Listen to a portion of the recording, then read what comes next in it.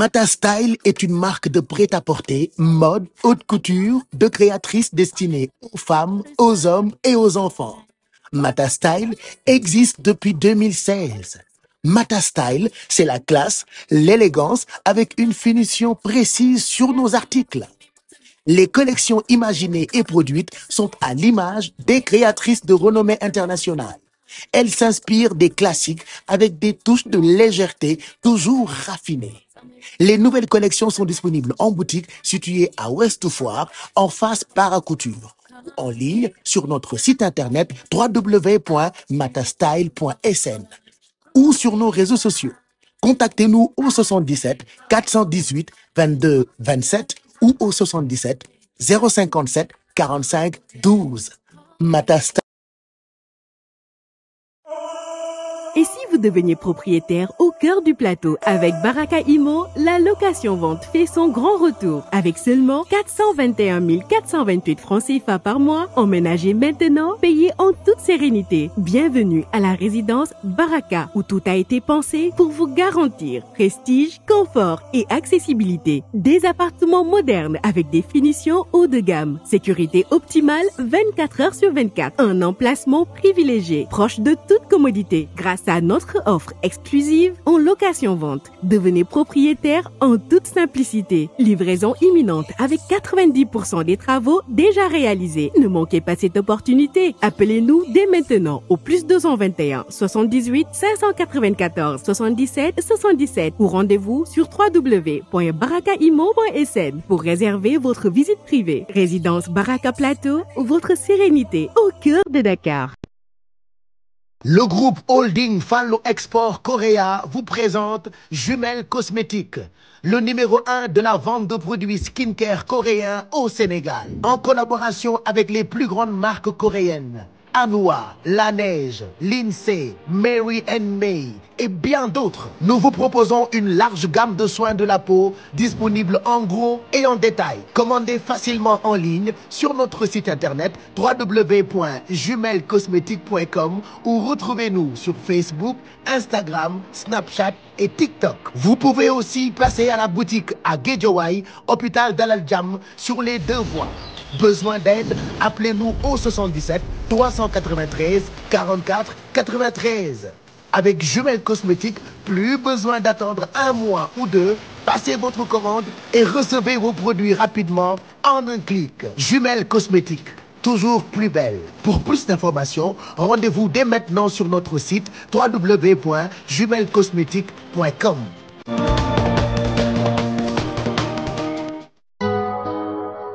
Bienvenue dans un monde où la qualité et le luxe définissent chaque coin de votre espace de vie. Que vous soyez à la recherche d'une pièce unique ou pièce maîtresse pour votre salon ou d'un ensemble de salles à manger ou design unique, KD Mobilier se positionne comme votre seul fournisseur à Dakar et à Saly. Nous sommes dans l'ameublement de luxe, dans la qualité, dans le haut de gamme et les meilleures finitions. Nos salons sont uniques. KD Mobilier, nous éclairons vos choix de luxe. Embarquez avec nous dans ce voyage à travers l'artisanat exquis, le design intemporel et la qualité inégalée. KD Mobilier expose pour vous comment enrichir votre intérieur avec élégance. Chez KD Mobilier, chaque élément est choisi avec soin, comme le bois rare, le cuir de haute qualité et les métaux polis sont utilisés non seulement pour leur apparence, mais aussi pour leur capacité à vieillir avec grâce. Pour explorer notre collection de meubles de luxe, rendez-vous au centre commercial Bin Abdallah, sur les 2 voies de Sacré-Cœur, derrière le Auchan. 78 533 28 28. Mail contact@kdmobilier.sn. Visitez notre site web pour toutes vos commandes www.kdmobilier.sn. KD Mobilier, mobilier haut de gamme, élégant et design.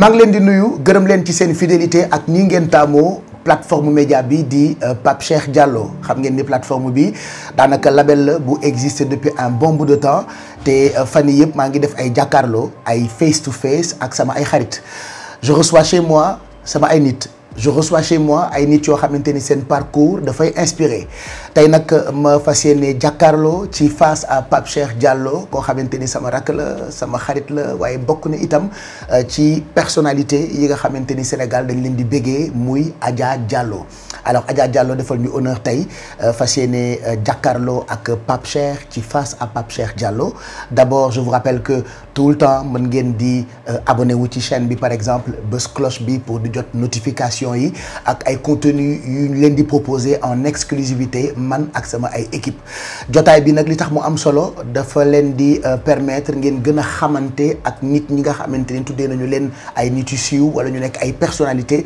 nekk fii ci dëkk bi Adja Diallo nag bokk ci xale yi nga xamante ni bu ñu coowee coow li bari bu ñu coowul coow lu bëri bonsoir Adja wala bonjour ça dépend de heure bi nga xamante ni yéen a ngi seetaan waxtaan bi puisque dans presque tous les coins et recoins du monde vous avez la possibilité de me suivre en temps réel de suivre lépp loo xamante ni mu ngi xew ci sama ay plateformes je rappelle encore que label bi Pape Cheikh Diallo la donc comme Instagram Facebook TikTok ba ci YouTube bi nga xamante ni da ngeen am possibilité di seetaan waxtaan yi en intégralité et en exclusivité di ngeen mën di àndandoo ak ñun ci jotaay bi je suis tellement content de te recevoir. Moi aussi pareillement Pape Cheikh donc voilà Diallo Dieye ça me fait plaisir en fait ñëw ci sa émission. Ouais. Et puis xam nga man du ma génn. Ça je le fais très rarement je pense la dernière fois ma ko defee ça fait 2 ans. Ça fait 2 ans. Ça fait 2 ans voilà donc ça fait plaisir en fait toog ak yow.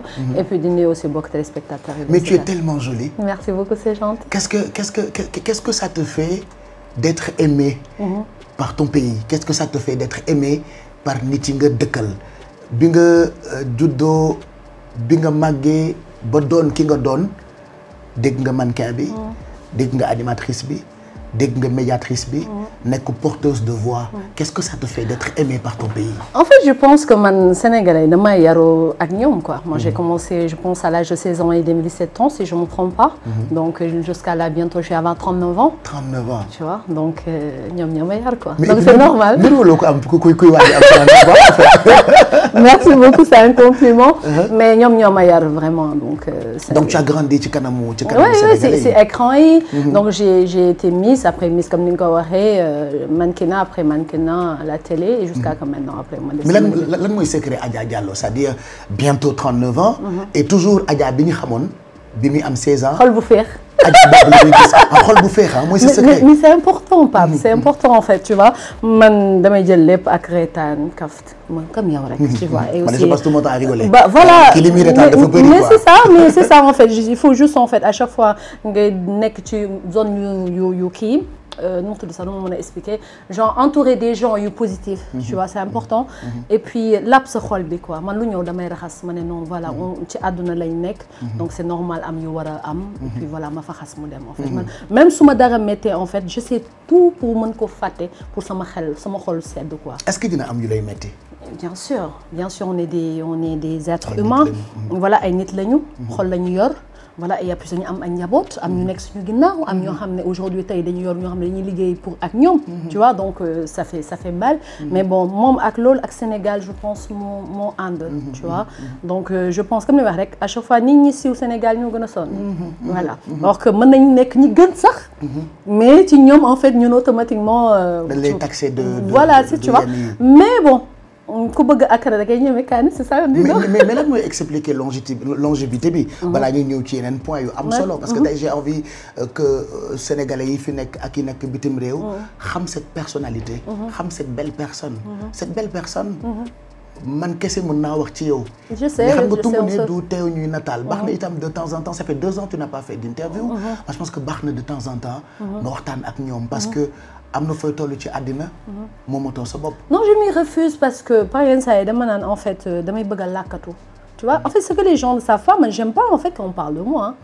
j'aime bien en fait di toog sama coin je fais li ma war a def. jàpp sa njàmbur jàpp sama ñaamu mais xam nga nit ñi duñ la bàyyi ci loolu mais moi j'adore ça. Même sama Snap ñi may suivre depuis des années en fait et je suis très active en fait sur Snap mais Instagram sax dama koy fàtte. mais dañuy gis tout le temps man lu positif rek kaf reetaan et tout en fait man loolu mooy sama truc donc même devant la scène la télé je l'ai arrêté. parce que dama bëggoon à un moment donné lakkatu. ça c'est une question. ouais. man je me rappelle quand tu as décidé de reprendre avec la télé. bokk naa ci ñi nga njëkk a wax. je sais kon nga bàyyi woon télé. effectivement ndeysaan maa ngi fàttaliku suñu.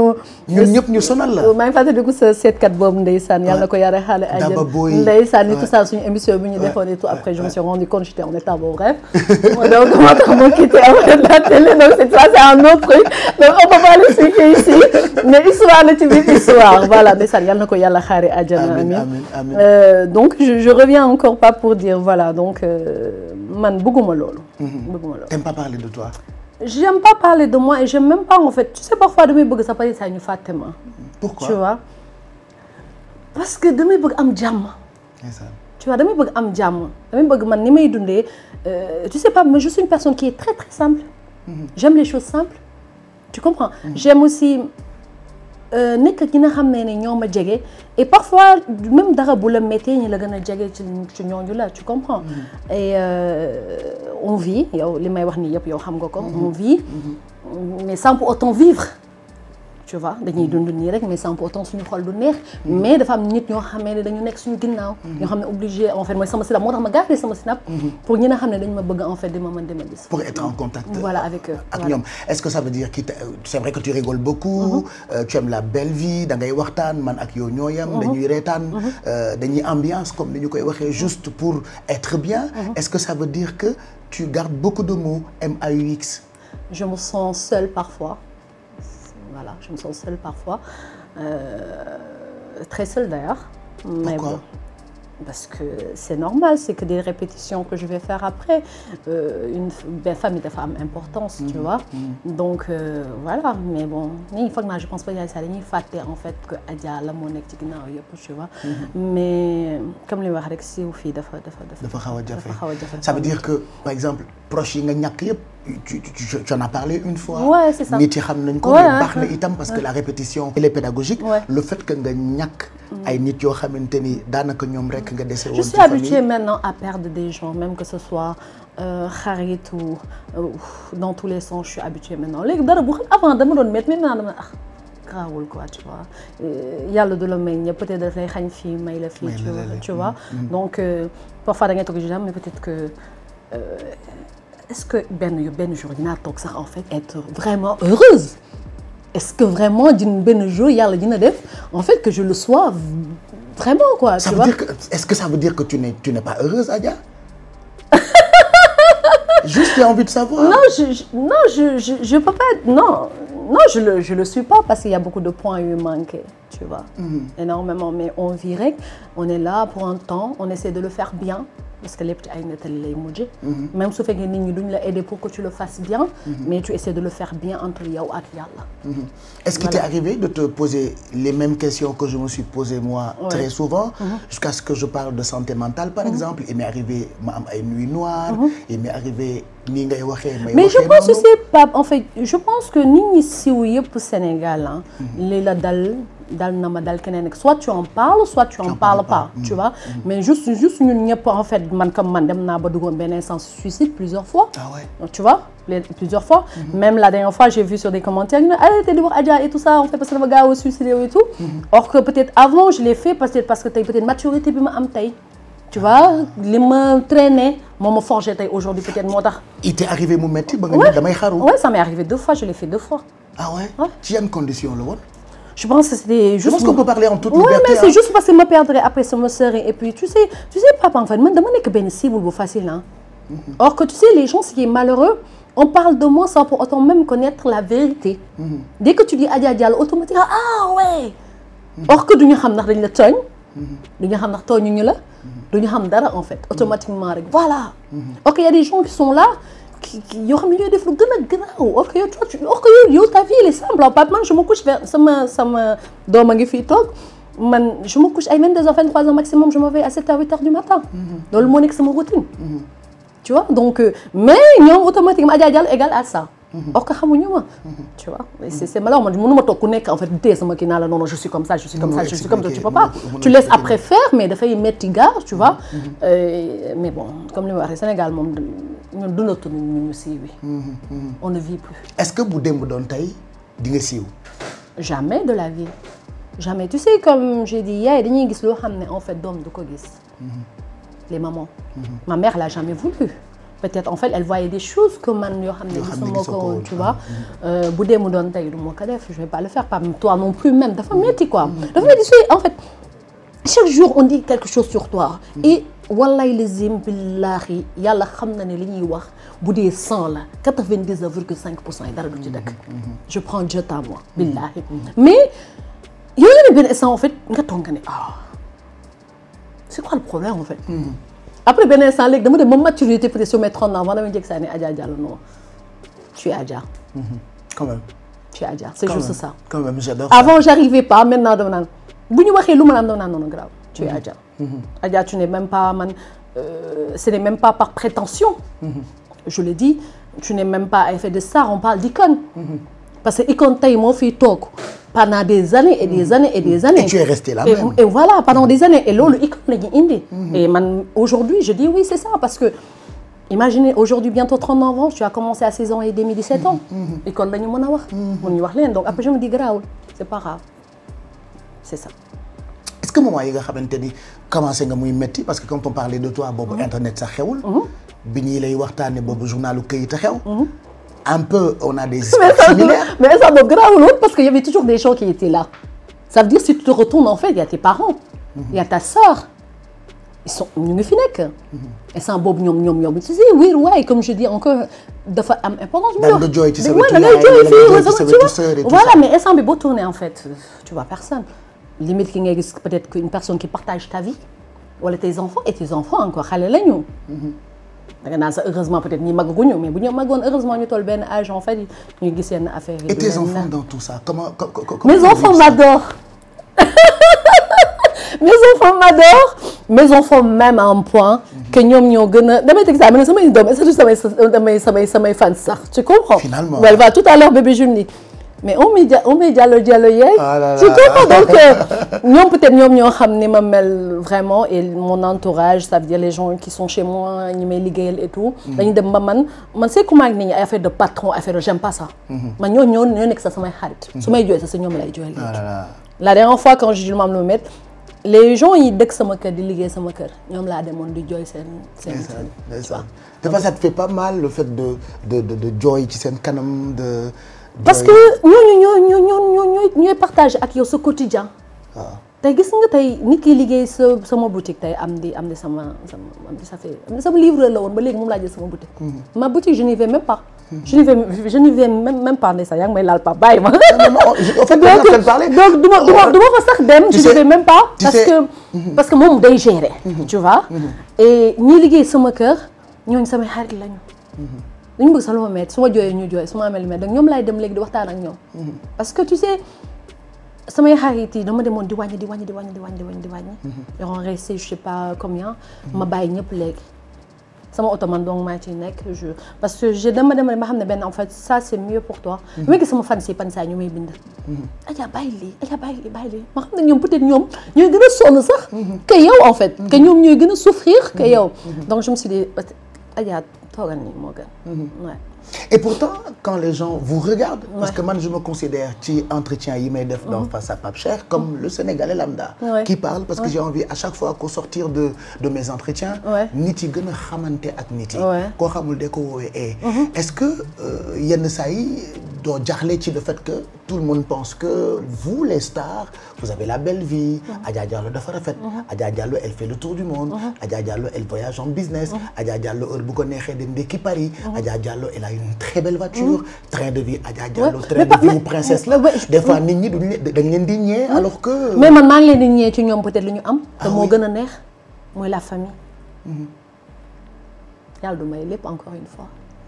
peut-être man loolu may def ni aujourd'hui tey peut-être que man j'aurais préféré aujourd'hui Tabaski Korité que je le passe avec ma famille. wala ma tourner aujourd'hui tey ni mu neexee may tourner gis sama yaay.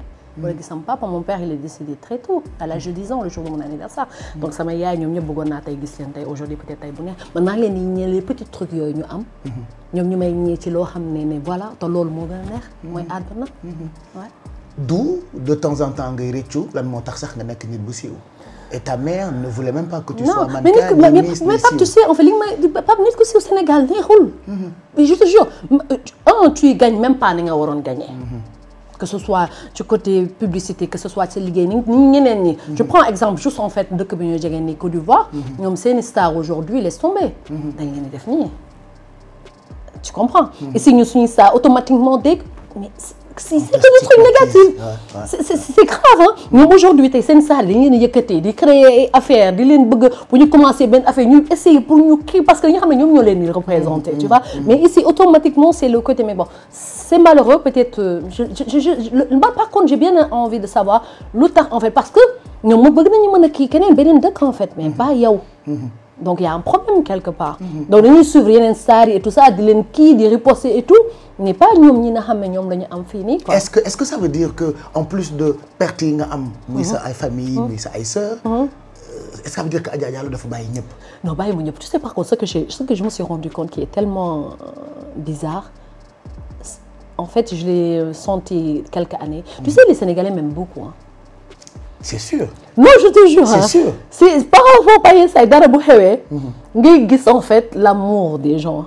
tu vois l'amour des Sénégalais après ñoom peut-être dañuy bëgg tellement foofu lay ñëwee instant bii nii ñoom ñeneen ñi nañu mel neneen mais pas ñun ñu mel noonu. parce que bëgg bi peut-être day dem ba tellement que ñoom dañuy bëgg tellement que tu sois parfait. or que ça n'existe pas. am dañuy am ay failles am ay ñu neex am ci yoo xam ne neexul nit doog lañu tu vois. mais ñoom c'est une star tu vois mais par contre je sais que les Sénégalais en fait su fekkee ne 100% encore je sais 99 bëgg nañu parce que à chaque fois su ma amee loo métti damay gis après en fait ñu may def. et puis pour revenir un peu en arrière. pour def un petit rappel. bi nga amee 16 ans. kan moo la dugal ci concours beauté ba nga nekk Miss. comment s'est passée l'histoire à l'époque. parce que en fait dañu doon def je pense Dunia. Radio Dunia élection Dunia oui c'est ça que moom laa njëkk a def. moi j'ai gagné après Miss Yes ñu dem ma ne ah ma du ma gagné sama yaay bëggul woon.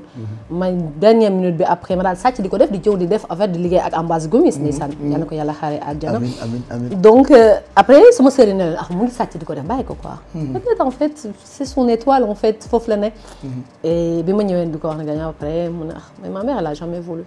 tu vois après ba tey fii nii tey et tout donc mais su dem doon tey na. mais tu penses que bu ñu fi nekkoon dinañu fier ci yow. oui sama sœur yi bi ñu mujjee gaañu je pense ça fait 4 ans je pense si je me trompe pas 4 ans les 2 dernières. mbay samay gars lañu samay xarit lañu woon tu comprends parce que en fait nit ñi xamuñu mais ñoo xam nañ ma. sama sœur ami ko da nga daan ñëw ne ko Adja moo def ma c'est pas elle. Adja mënul fen. et c'est pas tricher. Adja buy fen sax day jëkk saa yi sax en fait day dër. elle peut pas. donc je la connais je sais qu'elle a fait ça et ça elle ñoom dañ ma xamoon vraiment ouais. Et comment tu fais pour gérer à chaque fois qu'il y a des polémiques. J'ai dit tout à l'heure quand on parlait de toi boobu internet xewul. journal Kayit moo xewoon. on parlait de toi. tu faisais la une des journaux. mu nekk plaisir nag parce que ku boot bukki xaj baw la. man mii dañuy may waxal. keneen ak keneen même chose. mais je veux dire yow comment tu gères tout ça. avant je gérais pas maintenant je gère bien maintenant en fait damay dem spa voilà je fais samay plaisir sañse voilà happy reetaan déglu sama musique bu neex voilà et puis après de sama soin et puis je passe outre. donc quand tu stresses ou quand tu as mal. ah non spa nga koy fajee quoi ak samay restaurant lekk ba suur naan ba mandi. wala ma jël sama dagg sama avion dem sama yoon je vais mais oui je vais sama deuxième pays de cœur c'est la Côte d'Ivoire. je vais là-bas je fais quelques jours j'ai failli y habiter d'ailleurs. à un moment donné bah oui. tu sais man foofu laa gën a kii fii sax. ah ouais. parce que man samay publicité yu bëri def foofu laa ko defee. mais lan mooy sa rapport ak Côte d'Ivoire. samay défilé yu bëri fa laa ko defee je te moom a lancé woon styliste. donc ñoom dañ ma bëgg. ñoo bëgg dëkk boobu. mais en plus ce qui montre que icône nga sa ay polémique du yam Sénégal qu'est-ce que quoi. nga dem ci beneen dëkk sax Adja Diallo indi fa coow sax loolu Adja. loolu la ma jaaxal. ça pouvait pas être aussi calme et rose comme ça. man loolu ma jaaxal quoi c'est-à-dire bu doon coow yi fii lay am Sénégal quoi mais da ngeen beneen dëkk jàmbur nga gis presse bi di waxtaane Adja Diallo mais Adja qui es-tu en fait? Je suis une femme. J'adore ça. Mais Adja qui es-tu? Des fois damay jékki-jékki des Ivoiriens m'appellent dama waaw mais là sur TikTok sur les réseaux sur internet on parle de Adja Diallo ma jékki-jékki kenn woowee ma Mali ne ma écoute tu sais que Bamako actuellement Adja Diallo moo fiy coow mais quand les Guinéens m'appellent pour me dire qu'à Conakry on parle de Adja Diallo mais qui es-tu? Mais je suis une star en fait. Quand même. Je le suis malgré moi en fait. Tu comprends? Parce que c'est star da koy doxee. di ko jëfee. Tu vois à chaque fois sama commentaire yi non Adja tu réponds à tout le monde et tout. Je suis comme ça. Tu sais tu peux être quelque chose sans pour autant l'être. man yooyu kii yu ma quoi. dañuy dundee noonu ngay du ñun ay kii la ñu. Baye Fall yaay Fall man damay génn soo samay carax douche.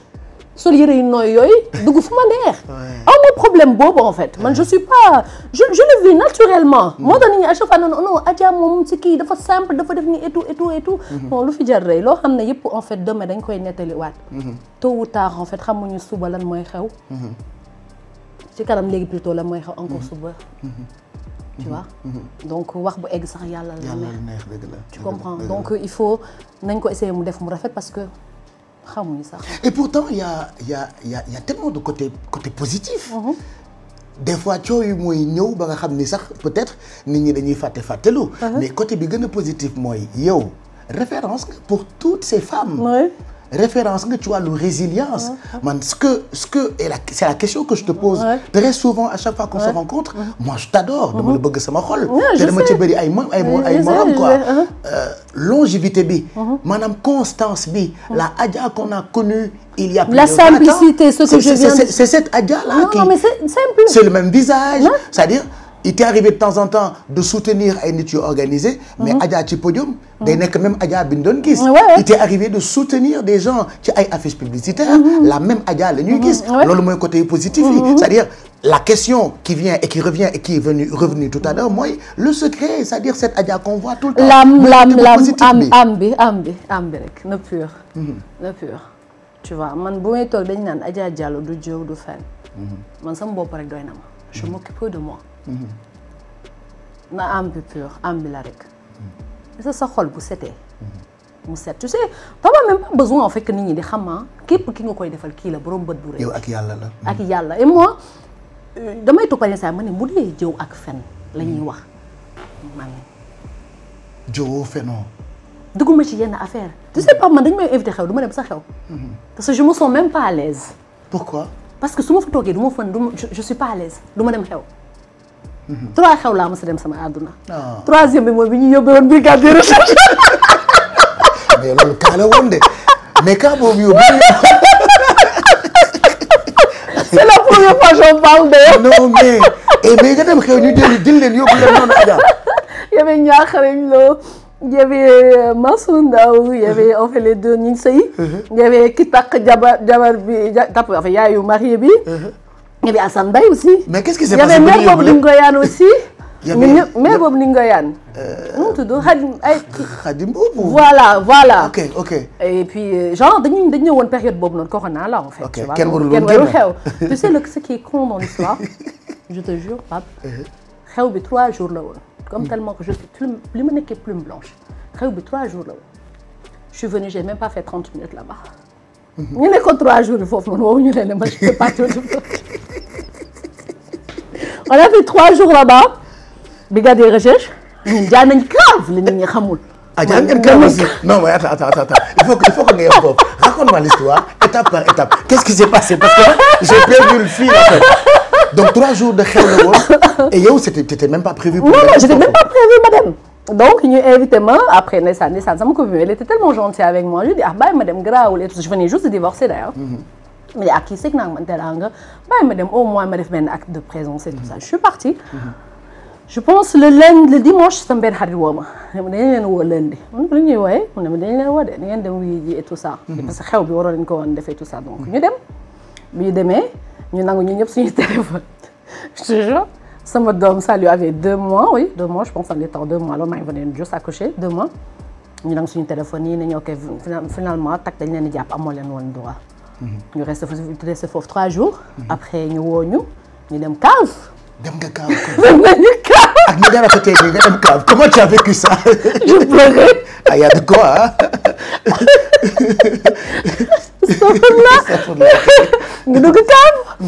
ñu pare ñu jàkkaarloog juge bi. je te jure et juge bi ñu posé question en fait tontul mais j'arrivais pas je pleurais. je dis mais man xaw ma dama fii dem non c'était j'en rigolais tout ça après juge bi daal nañu ok d'accord voilà bàyyi nañ nii parce que c'était ñu marque coup parce que instant boobu effectivement c'est normal la quand même parce que instant boobu noonu en fait corona baa ngi doon gën di dem donc ñi ñaa ngi doon bëgg xew bi et tout ça c'est normal ñu marqué woon coup pour que au moins tamit nit ñi ragal bàyyi woon tuuti en fait et tout mais par contre c'était drôle là jusqu'à maintenant depuis boobu laa jëkk sax ma ne Adja Sada bëggul xew mais lii la gën a tax a bàyyi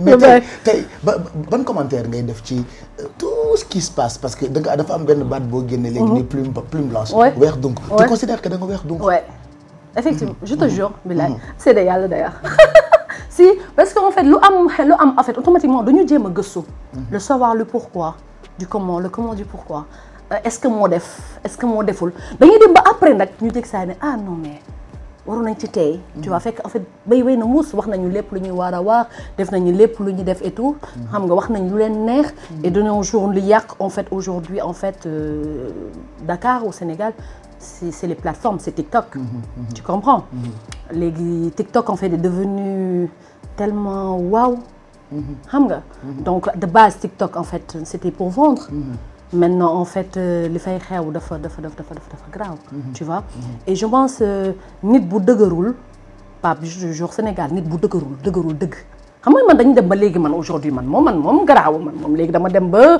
voilà mais soo ko ne y a 2 ans ou 3 ans man xaruwaatoon na en fait te tam nga xaru ñaari yoon su fekkoon ne man instant bi nii laa dëgëru woon nii Pape man yi fi xew yëpp man dem na tu comprends parce que neexu si xol neexu so et au fond de toi barke salaati fàtte billaahi barke sëñ Saliou Mbacké moo yaakaar yow boo raconté woon xam nga ñun léegi dañoo dem ba léegi Pape ñu dootuñu wax dañuy wax rek ñuy endossé di wax ñu ti jël rek duñu wax parce que on préfère maintenant def pat dem kër gi Youssou Ndour dañu fa def rek jënd fa kilo toog mais parfois tu as envie de parler mais tu dis ok bàyyi ma bàyyi bu ma wax et tout mais or que toi tu peux parler mais mën na ku nekk ngay toog di expliquer or que bu ñu xamoon le fond de l'histoire ñu nañu ah non nañ ci tey mais looy def da ngay dund rek mais lan la ñuy yàq pendant bi ñu toog boobu noonu yàq sa vie yàq sa liggéey day laal ci sa famille laal ci ki nga nekkal c'est pas évident c'est pas évident tu vois wax yi ak coow yi lan la yàq loo ñu mën a nettali man par exemple wax nañu ba nga xamante ni am na ay marché yu ma perdre il y a eu des cérémonies que je devais présenter mais bah oui tu sais tout récemment j'avais un truc que je devais faire une publicité un grand truc que je devais faire donc après il y a eu un problème et tout ça donc j'ai perdu ça et je sais parce que c'est normal c'est normal en fait. Il y a des si dañuy ragal la coller seen image non parce que c'est pas ragal ça parce que en fait je pense après dañuy dem ba xam dëgg mais c'est normal wax bu amee am su fekkee ni ñi la xamul dëgg comme man tey aujourd'hui man wax fi fu mu gënee garaaw ci la def publicité avec Darling je l'ai fait encore ci laa defaat encore beneen publicité encore ak beneen meew et tout donc ñooñu dañuy yàgg di liggéey ñoom dañu la xam tu comprends mais fekkee ne koo musul liggéeyal Pape da lay yàqal lu bëri tu vois loolu xaalis la c'est image là aujourd'hui on a des enfants il faut pas oublier à chaque fois je ramène les enfants parce qu'on a des enfants tey suñu xale suñu doom yi peut-être xale lañu mais demain il y a demain mais duñ ko xool en fait tu vois mais ñu leen intéressé mooy quelques clics yi ñuy am mooy nit ñi di dugg di xool c'est les commentaires aujourd'hui je vois damay gis ay commentaires yoo xam dama naan mais nit dan la mën a toogee bind lii et li ma gën a bañ instant bi mooy instant bi li xew Sénégal da ngay dem ba en fait est-ce que doo gëmati sax sa bopp gis nga liyam gis nga laawam gis nga liyam gis nga laawam t'as vu son nez t'as vu son truc t'as vu son hanche bi bah oui et loolu dina dem bay en fait dafay gis nga tànk rayu fi nit loolu mu def di benn affaire on va pas arrêter ku nekk ak yàlla nam la bindee ku nekk yow jël sa vie nga teg ko or que tu fais pire que la personne mais da ngay jël sa vie teg ko en fait jël vie wu nit ki tu en parles comme si que yow tu connais très bien la personne yaa ngi dëkk ak nit ki H24 or que yow tu connais pas la personne nit ki lim la wan rek moom nga gis aujourd'hui nit ki yow dëkkaloog moom ba xam kii vrai jikkoom lan la est-ce que day julli est-ce que du julli est-ce que mu ngi def lu baax est-ce que du def lu baax est-ce que mu ngi woor est-ce que du woor xamuñu parce que dëkkuñu la ak yow. léegi à travers l'écran li la nit ki di wan en fait c'est loolu ngay mën a juger ba ne da nga xam nit ki non. je suis désolée Pape. mais bon on vit dans un pays boo xam ne loolu moo leen di dundal. est-ce qu'il t'arrive nga wéet ak sa borom par exemple. je sais que ku bëgg jaamu yàlla nga mais baax na. je l'adore. yu bëri di génn ci sa làmmiñ est-ce qu'il t'arrive nga wéet ak yàlla. je parle avec lui tout le temps. ñu waxtaan am instant bi li ñuy def nii sax daf neex na ko. parce que suñu borom bi dafa bëgg ñu wax ci moom. waxtaan waaw ñu wax ci moom. il aime ça. il aime bien qu'on se rappelle de lui. ñu xam ne moom la.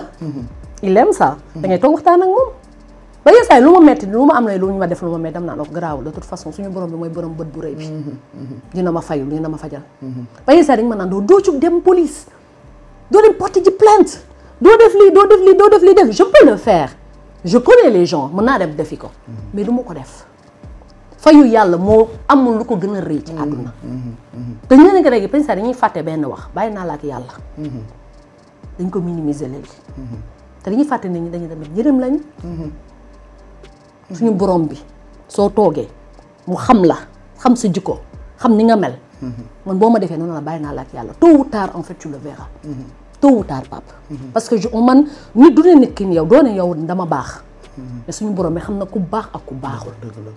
Sénégalais dañuy dem ba benn instant sax naan boo deewee tout ce que tu veux bu ñu deewee est-ce que man ak yow ñooy bokk bàmmeel. du ñu bokk bàmmeel. ku nekk sa jëf moo la fay fekk. tu vois mais noonu dañuy dem ba benn instant non bu kii bu deewee safara lay dem.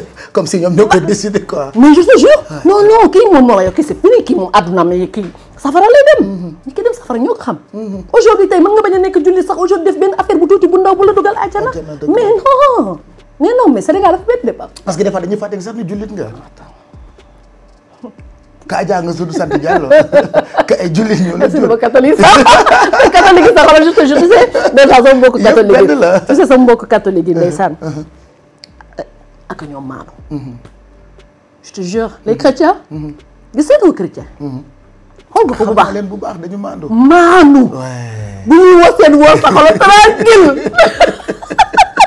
xam naa loolu ci ñoom. mais bon tu sais par contre c'est ça qui fait le charme du Sénégal. lii di moo def charme bi li nekk def ak waxtaan bi nii quoi. mais c'est ça qui fait le charme tey da nga nekk koo xamante ni en plus de tout ça. yaa ngi entreprendre. en plus de tout ça ubbi nga sa business. en plus de tout ça lancé nga loo xamante ni tey. mais j'avais fait Namari Chrome je l'avais fermé en fait quand il y avait beaucoup de wax. pourquoi tu l'avais fermé d'ailleurs. parce que en fait je voulais partir à Abidjan je voulais vivre là-bas. j'en avais marre d'ici. demoon naa ba jël sama appartement sama école de dormi et tout. je voulais juste aller partir là-bas et puis voilà je me suis dit à un moment donné je ferme tout et puis ma dem dëkkaat beneen dëkk. tu vois donc j'avais ndeysaan sama benn ex. non tu n'as pas le droit. non il faut nga toog. il faut nga wan leen wan ci fii laa dëkk. te fii laay toog te fii laay continuer nekk et tout. et après ma tëj quelque temps. et puis après ci laa def li ma def ni waat na Marie Xom. bah oui et c'est magnifique. voilà ce que tu proposes. voilà. c'est-à-dire. j'adore tey les gens qui consomment ou qui achètent ce que tu proposes c'est-à-dire ku jënd sa xol dafay sedd le fait que tu sois femme entrepreneur. en fait j'ai voulu en fait je n'y gagne pas trop. mais j'ai voulu en fait def li ma bëgg ba pare indi qualité. tu vois. je t'ai donné les huiles tu sais huile tu le sors en fait cher da ngay ñëw ba ne benn prix nit ñi mais tu gagnes pas du tout. mais sama bëgg-bëgg laa def. tu vois li ma bëgg moom laay partager ak nit ñi tu vois. je fais la décoration. ay sama yenn xarit peut-être naa dem ba gën ci kii et tout. lu nekk man nànk laa koy defee et tout. je cherche pas ne aujourd'hui non fii laa war a egg lii laa war a am. je laisse les choses venir nu mu war a amee. et j'adore en fait ay échecs. daanu ba ñëpp ne ah non ki dootul jugati en fait tu comprends. et me relever waat encore. ouais. loolu mooy résilience en fait. ah bah oui Pape bah oui j'adore ça man aujourd'hui tey bu dara waroon amaat mu kiyaat damay kiyaat jugaat encore. tu comprends toujours cette force là. parce que kii laa gën ki ci kaw. bu loolu weesoo. Adja femme mariée on parle très souvent de ce mariage affaire boobu bu mu demee Adja. Adja diw takk na ko Adja diw takk ko Adja diw la Adja est en couple. mais c'est quoi le topo moi ton frère j'ai envie de savoir c'est quoi le topo Adja. non je suis pas mariée mais je suis avec une personne boo xam ne je partage ma vie. maanaam là tu n'es plus un cœur à prendre. non. ok. La bonne réponse. non je suis avec une personne qui m'épaule bu may aider bu baax a baax et puis moo xam ne daf ma comprendre. man tamit nekk ak man xam nga yombul. yombul ci benn Adja bi rek tu as en fait sama alter ego yi dafa bëri. tu as Namari tiens Ndeye Marie. tiens Diallo. Ndeye Marie moo ci kan. Ndeye Marie c'est la douce. la calme xam nga celle qui cuisine. mooy cuillère bi quoi c'est la sénégalaise. voilà c'est ça. Ndeye Marie mooy sénégalaise bi voilà femme au foyer bi. voilà ok na Marie mooy ki nga xam ne voilà xam nga mooy li jëndi problème yi mooy xam nga voilà ba tey sax na Marie ça va. mais Adja Diallo c'est la peste. c'est pour dire que le vrai nom c'est Ndeye Marie. waaw c'est vrai le vrai nom c'est Ndeye Marie Diallo. Ndeye Marie Diallo voilà kooku mooy voilà qui me donne en fait. Même mon copain quand je dis non moi je n'aime pas Adja Diallo. Je dis même moi aussi je n'aime pas Adja Diallo. Pourquoi? Parce que Adja Diallo elle n'existe pas. C'est mon nom mais sénégalais ñoo ko gën a créé man moom laa leen bàyyi la Adja Diallo bi laa leen bàyyi parce que ñoom pour ñoom Adja Diallo bi la Adja Diallo dañuy xam mais Ndeye Marie Diallo xamuñu ko mais Ndeye Marie Diallo Ndeye Marie Diallo mooy ki ma doon mooy ki nga xam ne sensible. vulnérable. kuy gaaw a jooy. da ngay jooy. man comme xale bu ndaw. et pourtant man dama jàpp ne da c'est vrai sama ko benn jëg sànni ma mais est-ce que toi tu vas bientôt avoir 39 ans est-ce que tu n'as pas 6 ans. ndax da ngay jooy rek. en fait non pas loolu laal ma jooy. lan moo tax tout le temps ngay jooy. parce qu'il y a beaucoup de manque. c'est ça. il y a beaucoup de manque il y a beaucoup de manque ci man Pape en fait dama wéet quoi. c'est ça. tu vois waaye dama non si dama nit ko wéet la tu vois moo tax chaque fois boo ma gisee damay ree j'essaie de faire de mon mieux di xàkkataay tout ce que tu veux mais nit ko wéet la parce que y a plus la famille quoi et samay doom ay xale lañu xamaguñu lu bari tu vois et donc voilà on ñu jéem a tëb carte bi. non on peut toujours parler en toute liberté ça peut tu sais la parole elle libère. ouais. on t'a trop fait mal. loolu laa mës a dund loolu laa mës a xam man nit bu baaxee bu ëpp sax après damay choqué parce que je suis tellement habituée à des coups bas je suis tellement habituée à ce que c'est de yàlla ñu def ma lu ma metti damay bëgg ne et moi je suis une personne en fait awma retenue damay joxe rek. Normalement tu dois apprendre des expériences des choses qui sont passées dans ta vie mais man damay joxe rek je suis comme ça et à chaque fois je me suis dit ñi ñu gën a baax yi léegi li ñu gën a def lu leen metti et li ma gën a metti à chaque fois ñi ma ko def c'est les gens qui sont très proches de moi tu vois que ma nekk ak nit wala dara et tout mais bon grave man nit du ma changer quoi nit du mës a tax ma bon nit du mës a tax ma changer ni ma mel mais comme je dis rek man dee naa bu yàgg. oh pourquoi tu dis ça. si. Pourquoi? Si papa je suis morte depuis longtemps j'essaie de vivre rek comme ça et tout mais nit ñu siiw ñu bari en fait ñun dañuy kii nii rek et tout mais au fond nit ñi détruire nañu bu yàgg c'est réel encore une fois détruire nañu bu yàgg les gens je te jure nit ñi dañuy détruire duñu sax xam li ñuy def en fait lan lay def nit je te jure. parce que en plus da ngay jëkk saay toog sa bopp nga ne mais man je suis une personne bien je suis une personne en fait gentille je suis une personne boo xamee ne nit ñi lu baax laa la ngeen ni j'ai un bon fond mais pourquoi tu vois après léegi ñun dañuy dund nii rek on essaie de faire les choses ni ñu koy defee rek et tout mais voilà mais bon sant yàlla suñu borom. mais après de là à dire man dee naa bu yàgg ça fait mal quand même. ouais ils m'ont tué depuis longtemps. depuis longtemps pas man li ma dund yëpp li sama vie sama àdduna et tout ça ku ko dund bu bari dee nga bu yàgg je te jure hein. Imagine depuis 16 ans jusqu'à maintenant en fait ça n'arrête pas tu vois mais bon yàlla ku nekk ak li nga xam ne moom la def ci yow et tout j'avais sama benn xarit ndeysaan malien mu ne en fait Adja Diallo di ngeen wax c'est pour que tu rigoles un peu je n'aime pas comme quand tu es comme ça.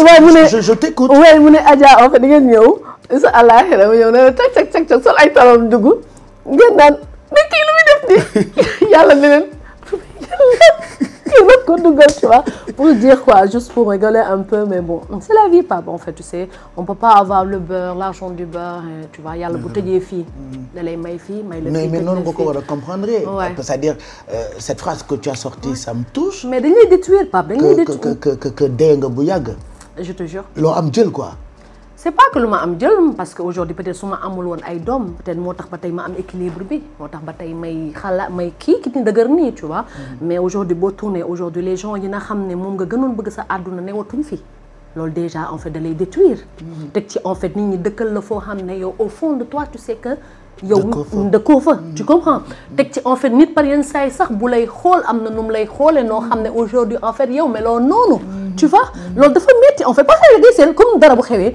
nga génn nit ki ci mbedd mi ñu lay xool les gens te regardent t'as envie de mais loolu lay bëgg wax quoi tu vois donc moo tax ma ne la Pape man voilà c'est bon c'est pas grave on est juste là pour un temps gis nga nit ñi lii benn temps la rek on est là pour un temps c'est de yàlla on n'est pas éternel on est là pour un temps donc na lépp rafet na lépp nice fii en plus su ma mënta demee man jigéen laa quoi tu sais la dernière fois dama jékki saa yi ma ne man je me suis pas rappelé problème am ñu jóg xëcc ku nekk xëcc sa micro non il faut ñu défendre ko amul suñu doomu dëkk la il faut ñu kii ko comprendre nga fàttaliku ma ko au contraire ñoom ñoo lay gën a di jàmb di appuyer est-ce que tu comprends ok y en a tellement ñu fi nekk ñoo xam ne si yaa tuddi non ah ouais waroo leen ko def lii ah oui waroo ko nii non tant que c'est toi en fait c'est que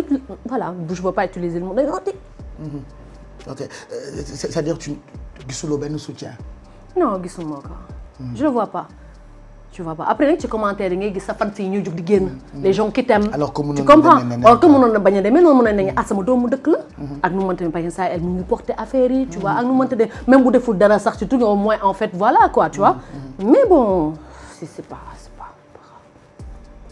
c'est pour ça que ta mère te manque de temps en temps. c'est pour ça que ma mère et mes sama ñaari sœurs yi. surtout man bu ma dara amaan man ci ñoom laay dem ma toog fa. elles ont été là quoi. waaw ñooñu bi ñu fa nekk man amoon benn côté ay nooy. non dañ ñaan ñoom wax ak moom non sama sœur dama daan ñëw benn instant mu ne ma su ma waxee wax ma bla ba pare. mu ne ma soo demee sa kër xam nga ngay def man ko mu ne ma nga summeeku da nga set ma ne ko waaw mu ne ma nga xool sa bopp si seetu bi. tant que yaa ngi mel ni ngay mel ni tu déranges on va parler de toi. d'accord naa ak moom. tu comprends juste boo xëyoon def truc et tout ça on va plus parler de toi. dëgg la après lay jox ma ko da loolu la doon booster di la tu vois ou de force tu vois. voilà à chaque fois nag par contre je me rappelle toujours de moom loolu et damay garder ay affaires am yu et chaque fois damay dem di xool vidéo mi et tout donc ba tey su ma demee armée damay mel ni maa ngi sama kër de. toog di waxtaan wallaay la zima je te jure damay discuter avec ma mère mon père sama sœur yi ñoom ñëpp waxtaan ak ñoom et tout à chaque fois damay dem ñu defar ko et tout donc voilà. Tu regrettes d'être devenu ce que tu es devenu, cette icône, cette célébrité, cette star? Ouais, parce qu'au finish lan la rapporté. Dis-moi. Ouais. Lan la rapporté. Dara. Yokk la ay noon. Yokk la der bu voilà comme on dit en wolof peut-être yaa ma koy gën a xam der bu yàqu comme on dit wala der bu tilim. Wa tilim et tout bah ça t'a rapporté quoi, ça t'a rien rapporté. Mais par contre li neex mooy aujourd'hui ñi ma xam dëgg jege ma ñi ma ubbil sama bopp ñi ma man may ñi nga xam ne mooy Ndeye Marie comme yow bi nga xam. da nga may bëgg. da nga may bëgg a empoigner nit ñi ne mais yow looy bëgg ci kii. or que ko xam na lu tax bu bëgg ma parce que peut-être maa ko ubbi sama intimité. négatif bi voilà non mais parce que li xam ñi nga xam valeur yi nga am. vertu yi nga am. li ngay bañ li ngay bañu la personne que tu es. ñun dañ koy xam en fait mais yow du mënoo koo toog léegi ci mbedd bi da ngeen naan ko nii laa mel te après nag am man sama côté faible bi ma am su ma ubbilee ñëpp sama bopp ab lu baax le peu ñi ma ubbil xoolal ñoon ni ñu ma def. tu vois. Donc du coup tu préfères t'enfermer chez toi. Ouais. dama toute laa daan génn avec mes amis. maintenant dama bàyyi yëpp je reste chez moi. waxtaan ak sama xale yi tranquillement su ma voyagé j'ai des amis par contre yoo xam ne tey newuñu fi. ñoo xam ne ça fait des 15 ans ay 20 ans yoo xam ne maa ngi doon ànd ak ñoom.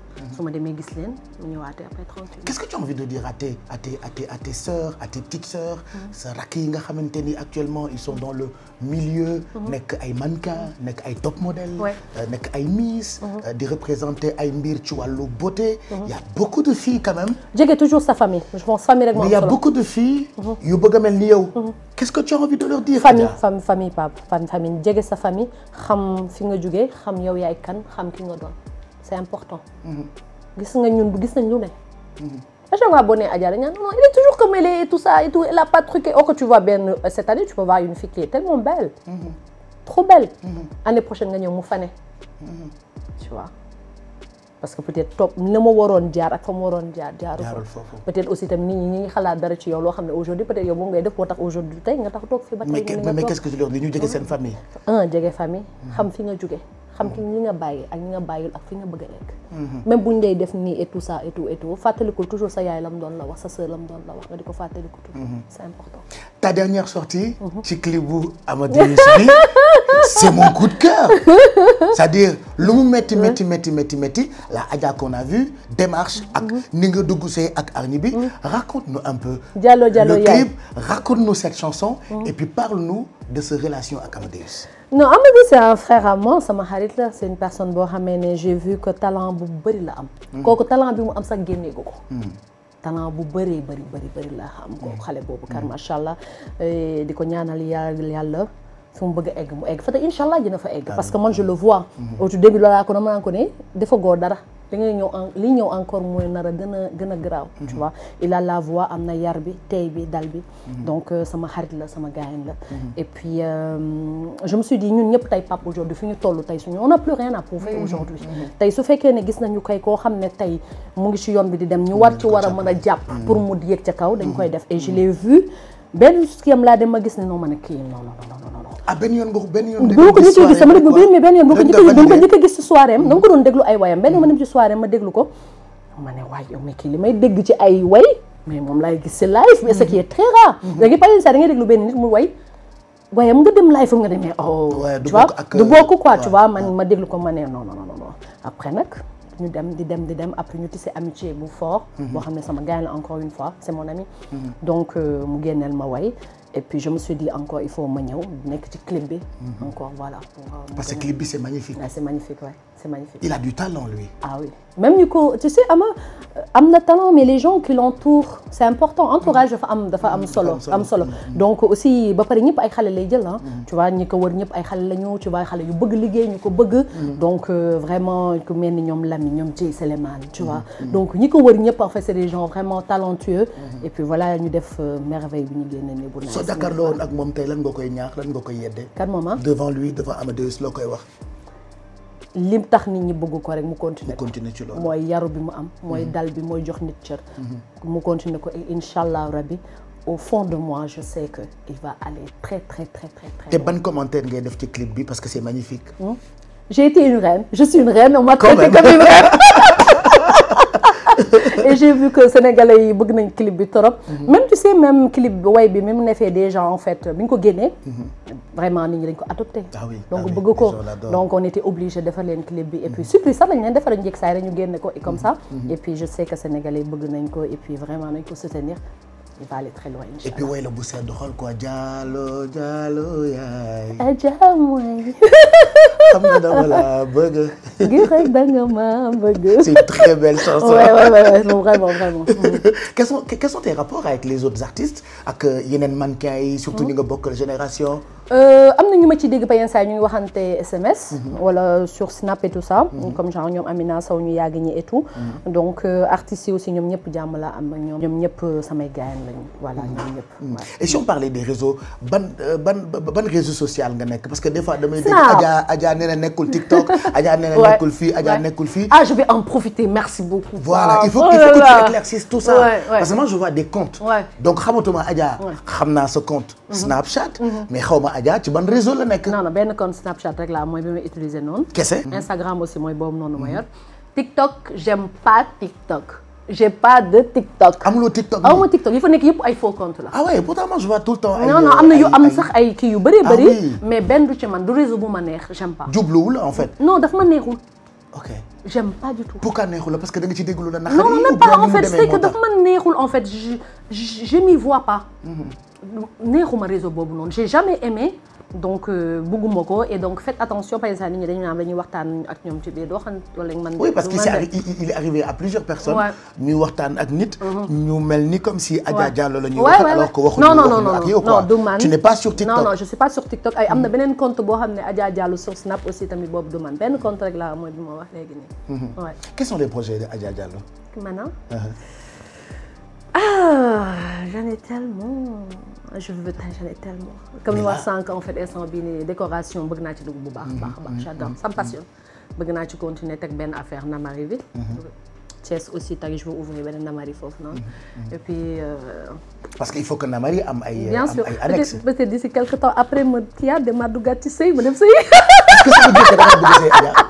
mais taaru jigéen du sëy. waaw mais après. mais attends mais on va parler peu et bien. voilà on va parler peu et bien toi et moi parce que sànq ba tey xoola def naa yëfu animateur bàyyi la nga nekk sama invité léegi nag dernière partie bi entre deux potes quoi entre mag ak rak. waaw booy. waaw. ñaata yoon nga sëy. je sais pas raconte-moi parce que moi je suis le grand frère. dafa gaaw a nopp. ouais Adja dafa mën a nopp. je suis une passionnée d'amour. tu sais je suis amoureuse. je suis une passionnée d'amour. et puis day jooy. ouais ça c'est vrai je suis une passionnée d'amour j'adore l'amour j'adore l'amour dama gis nga bëggante noonu mu neexee ni muy laalee sa xol bi noonu ngay frissonner noonu xam nga nga gis nga am lu metti pay sa non man j'adore l'amour je te jure j'adore être amoureuse. xam nga normalement sama xol bi ñu waroon man waratuma mais man loolu ma jaaxal moo tax voilà dama la bëggoon a yedd pour ne la Adja gënal ci nga nekk mais écoute ba tey tu tombes amoureuse. ouais et je suis amoureuse ouais. et là tu es amoureuse. ouais grave oui. maa ngi ci biir pax ba kay maa ngi ci biir bi. yow kon fii dugg dama dugg ba fii. ay yow man fii fan est-ce que desewu ma lii nii. kii man fan laa ko mën a yóbbu kon defal ko lavage de cerveau mais est-ce que ci ki nga dugg. non mais xam nga lu tax. en fait tu sais quand tu te sens seul tu sais man ki may génnal tey dafa am problème moom la may wax tout le temps. parce que da nga rôle yi ngay am dafa bari. da nga nekk xarit. nekk papa. nekk yaay. parce que mbëggeel li nga koy jox mooy bari. day intense après. parce que da nga dafa lim figure yi muy nekk ci yow mooy bari. parce que voilà quoi yaay. yooyu yëpp il faut nga jël ko de plaie. su dëgërul boo dëgërul fii du baax. ok par exemple il faut nga indi côté xarit par exemple en fait nga ne ñëw indi côté papa yaay. tu vois par exemple say côté copain. tu vois donc casquette yi ngay jël dafa. mais est-ce que finalement yomb na ci moom yomb na ci. yomb ci moom parce que moi je suis une personne très difficile de toute façon. très difficile c'est-à-dire. très difficile très jalouse très panaro. le mot bi sax génn parce que tellement que. parano.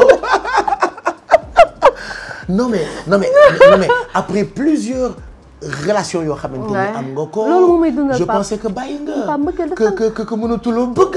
mbëggeel dafa neex. mais dafa metti Adja. mbëggeel dafa neex. mais dafa metti. mbëggeel dafa neex de. mbëggeel dafa neex de. dafa metti. imagine xoolal nga tëdd koo bëgg moi je m'en tu sais en fait li ñuy wax tout le temps en fait moi je m'en fous de l'argent. je m'en fous de l'argent. mais am na ñu bëri ñu yaakaar ne. amul xaalis du la doxal. non pas du tout man je m'en fous de l'argent. man je m'en fous man naa la bëgg rek et tout ça Pape aujourd'hui en fait imagine comme nga nekk nit koo xam ni dafa yor te noboo ko dafa neex. neexul gis nga nit boo ko nobee Pape boo nee nekkee ci benn affaire bu ndaw sax dafa am sa xol bi ni muy kiiwee je te jure man mbëggeel laay dund ma ay affaire de xaalis de non mbëggeel xol bi on ne vit pas que d'amour et d'eau fraîche. maa ngi liggéey moom na liggéey après yàlla mën na leen jàppale yéen ñaar ngeen desante tu vois kii mën na dem xoslu fii kii liggéey fii ngeen desante ngeen dajale la fa neex sax boo xëyee kii dem liggéey gauche kii dem liggéey droite ngeen desante yéen ñaar ngeen indi ngeen li kii mais pourquoi pas ay fait de góor xaalis moom xaalis maintenant t'as pas vu y a tellement de divorce gis nga divorce ni mu bëree parce que en fait les gens se marient je sais pas ndax lal bi toog di bind message si ginnaaw la wala je sais pas on se marie pourquoi mais c'est parce que tu sais quand tu n'aimes pas une personne doo ko tolérel doo ko supporter dara doo ko baal doo ko yëre lépp lu mu def daf lay énerver parce que bëggoo ko mais koo bëgg papa waaye mëggal dafa neex de kon yaa ngi bëgg nii maa ngi ci biir mais ki nga bëgg kan la ah ki nga bëgg kan non je ne sais pas doo ma jox ay indices di tout alors top secret juste ay indices ma xam ma ne la yow moo laaj la ki nga bëgg yow yaa ngi bëggante man bëggante moi je suis pas comme ça man j'ai peur mais néanmoins xam naa li ci mbëggeel xam naa li ci mbëggeel effectivement mais néanmoins bu ñu nekkee ci suuf naa la ko wax ok je vais te le dire après et tu vas te marier bientôt avec lui je sais pas si yàlla moo ko yor tu sais tu peux aimer une personne énormément passionnément tout ce qui va avec et yàlla du fa tuddul sëy doole mës a sëy mën nga rencontrer une personne aujourd'hui même pas une semaine yàlla tudd fa sëy tu comprends sëy moom yàlla moo ko yor mais par contre bëgg naa ko yàlla tuddee pourquoi pas et puis voilà su ko yàlla tuddul aussi tamit ma dem wëriwaat feneen rek ba am bisam bi nga xam ne mooy sa bos mais man dama jaaxle Non mais et puis ça fait plaisir parce que entre ces moments de tristesse que tu as eu à vivre et ces moments de plaisir aussi parce que il faut yooyu yëpp pour faire yàlla nag quand même vraiment nag yàlla il est juste il est juste yàlla du tëj buntu tëj parenthèse wàcc rido non voilà bu tëjee fii il faut mu jox la fii mu tëj fii donc c'est pour ça que je dis que àdduna mooy loolu quoi ak loolu yàlla mënul mettil la fii taral fii te du neexal fenn papaam de benn instant day compliqué quoi tu vois moi vraiment j'ai toujours été avec des gens qui m'ont beaucoup aimé j'ai été avec des gens yoo xamee ne ñu ma mës a protéger sérieusement toutes mes relations que j'ai eues c'est très rare ma am ay relations yoo xam ne j'en ai eu quand même aussi tamit ñoo xam ne voilà mais je pense ñi ma gën a nekk ñëpp ñu au contraire ay papa la ñu gënoon nekk ci man quoi tu comprends voilà donc en tout cas daal li ma mën a wax daal pour tëj chapitre boobu daal mbëggeel neex na voilà loolu dama ci teg dara parce que l'amour est plus fort que tout en fait damay dégg tubaab di ko wax Adja j'aurais bien aimé continuer ak yow ba ci kanam parce que je t'aime d'un amour bu kawe yow bokk nga ci xale yi nga xamante ni sama ay rakk lañu je sais et moi je considère que tu es ma petite sœur je sais duñu gisante très souvent mais je t'aime du fond de mon cœur. Les gens n'ont pas besoin de c'est vrai amour yi léegi en fait nit ñi nga xam ne da nga leen di gis tout le temps sax léegi duñu say xarit ñi nga xam ne par exemple nga leen di dégg et tu sais que ñooñu dañ la yow ci nga bokk yow c'est pas une personne boo xam ne ñuy déggante tout la mais je sais que da nga ma bëgg sa biir xol tu comprends ça c'est sûr je sais et on se partage très souvent vraiment des moments exceptionnels de discussion continue d'être cette belle personne. Merci. Continue d'être ak âme pure bi tey defe naa parmi face à Pape Cheikh Diallo yi ma def yëpp bi bokk na ci yi ma ci gën a neex parce que chaque semaine je reçois chez moi je reçois mes amis je discute avec des personnalités c'est des gens yoo xamante ni seen parcours dafay inspirer et quoi qu'on puisse dire nag ton parcours inspire il y a beaucoup de jeunes yoo xamante ni tey bu ñu duggee je l'ai dit tout à l'heure ci wàllu mode ci wàllu mannequinat surtout la nouvelle génération je vois la nouvelle génération elles veulent toutes être ay Adja Diallo et continue d'être cette lionne pour ces jeunes femmes là malgré que metti na qu'est-ce que tu as envie de dire aux Sénégalais nga jàkkaarloo ak ñoom ci caméra bi nga def comme si président bi wala première dame bi mooy wax nga jox leen message j'appellerais ça un message à la nation pour terminer cet entretien face à Pape Cheikh regarde-les plutôt les yeux dans les yeux nga waxtaan ak Sénégalais yi ce sera ton message à toi qu'est-ce que tu as envie de dire aux Sénégalais su ma nekkee sa wet en fait je suis jamais sérieuse non je vais plus te dire en fait juste de leen wax en fait je sais merci quoi je sais parce que je sais que il y a beaucoup de Sénégalais yoo xam ne aujourd'hui tey bëgg nañ ma vraiment dama naan leen merci maa ngi gis yëpp maa ngi gis commentaire maa ngi gis yëpp et puis boo amee dara loo xam ne rek moom la ñu war a retenir c'est juste comme li sama yaay encore une fois damay répéter Viviane damay wax ñuy dégg teel rek ne nañu xaw a kii ba pare ñuy xaw a di bàyyi tuuti muy kii quoi parfois tu vois muy sedd tuuti tu vois parce que ay être humain juste lañu et puis di leen jaajëfal di leen remercier et puis di leen wax je t'aime Pape je t'aime émission war woon sax jeex na mu jeex na je t'aime moi aussi de toutes mes forces ouais mais tu vas revenir hein mais bien sûr inchallah bien sûr ba bàyyi ba après mariage bi ah waaw boobu damay ñëw nag bu boobaa nag laa war a ñëw toog nag xam nga ñu war ko kii maak yow et tout ça def ko ràcc ko non est-ce que su may dem mairie du yow lay àndaale sax en direct merci beaucoup Pape merci Adja merci à tous et à très bientôt continuez de vous abonner ngeen bës cloche bi di jot ci notification yi à très vite sur mes plateformes